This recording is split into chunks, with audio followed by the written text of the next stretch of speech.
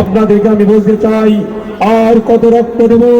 রক্ত দিয়েছি সেই প্রবাসীর প্রান্তরে, রক্ত দিয়েছি 52 ভাষা আন্দোলনে, রক্ত দিয়েছি সেই 71-এ, রক্ত দিয়েছি 90-এ, রক্ত দিয়েছি 24-এ ছাত্র জনতার গণ অভ্যুত্থানের মাধ্যমে এই দেশে একটি ফ্যাসিস্ট সরকারের বিদায় ঘটিয়েছে।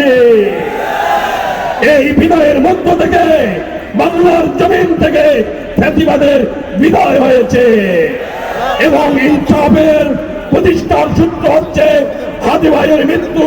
হাদি ভাইয়ের মৃত্যু আমাদেরকে বলে দিয়েছে বাংলার জমিনে ইন্টারমিডিয়েট কোন মূর্খ এই বাংলার জমিনে প্রধানমন্ত্রী হতে পারবে না এবং বলে দিয়েছে এই হাদির রক্তে বাংলাদেশে একজন মানুষ দ্বিতীয় বিশ্বের রিসেপ তাইয়েব এরদোগান, যেখানে বাংলাদেশের দামাল রাজনৈতিক দলগুলো তার নেতৃত্ব মেনে নিয়েছে, সেই দ্বিতীয় রিসেপ তাইয়েব নাম শোনা লাগবে না।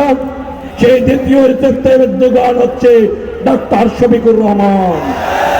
এই মুজিবুর রহমান মঞ্জুর বাংলাদেশে, Recep Tayyip Erdogan doctor Shafiqur রহমানের বাংলাদেশে কোন চাঁদাবাজের ঠাঁই হবে না।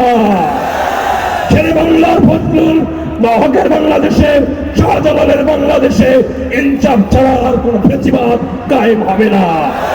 আগামী 12 তারিখ দাফনের কাফন মাথায় নিয়ে এবং মৃত্যুর সনদ গ্রহণ করে আমাদেরকে ভোট সেন্টার পাহারা দিতে হবে।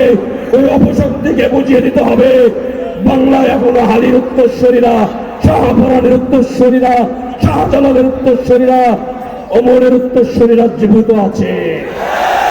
বাংলাদেশ জামাত ইসলামী জিন্দাবাদ, আমার বাংলাদেশ এবি পার্টি জিন্দাবাদ। আলহামদুলিল্লাহ রাব্বিল আলামিন। আমার কণ্ঠস্বর আলহাজ আনারুল জামাত জিন্দাবাদ, দাড়িপাল্লা মার্কা জিন্দাবাদ।